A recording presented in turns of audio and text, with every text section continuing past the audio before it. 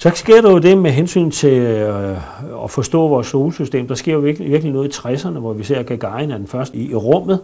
Og ret hurtigt efter er det jo John F. Kennedy, han erklærer, at vi inden udgangen af dette årti, det vil sige 60'erne, skal have en mand på månen. Og i dag, så undrer vi os over, nogle gange har vi overhovedet været deroppe, fordi vi har set film om det. Jeg har en film, jeg nogle gange viser mine elever og siger, viser jeg den her, så tror jeg overhovedet ikke på, at de har været der.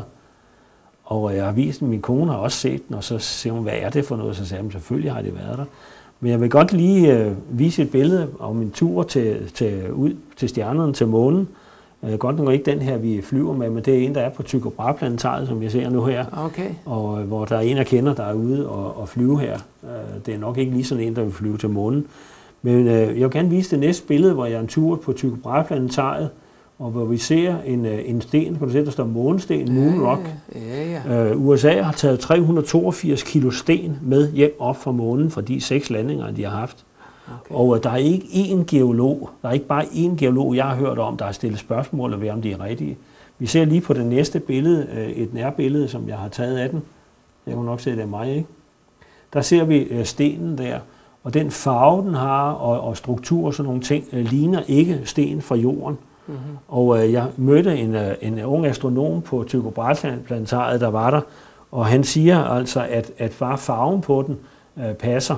Og hvis man laver spektralanalyse, det vil sige, hvis man tager den sten der og analyserer den med lys, og hvad lysen tilbage sender, er nøjagtigt det samme lys, som vi får fra månen, så man kan bevise med lys og analyse lys og sådan noget lignende, at den sten er ægte.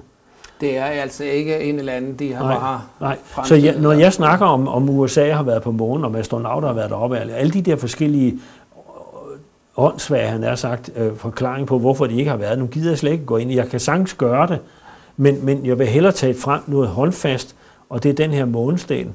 Og på et tidspunkt, der hørte jeg, at man havde fået i Danmark den der sådan en sten fra månen, der vejer lidt over 200 gram, havde man fået til København, ikke? Man får aldrig at vide, hvor den er henne af, vel? Og så sidste sommer bliver en af mine døtre bliver så uddannet sygeplejerske, ikke? Og så er det jo regnvejr et eller andet. Hvad skal vi så lave, når vi er i København? Ikke? Nå, men der er jo i hvert fald et går indendørs et eller andet sted. Ikke? Så inviterer dem så ind på Tycho Brahe-planetariet. Pludselig står den sten, der anede ikke, det var der, den var, vel? Mm. Og nogle gange får man forærende ting lidt. Jeg følte bare at undersøge, hvor den var, ikke? Men den står altså i København. Okay. Og der er ingen, der stiller tvivl om den er rigtig eller ej.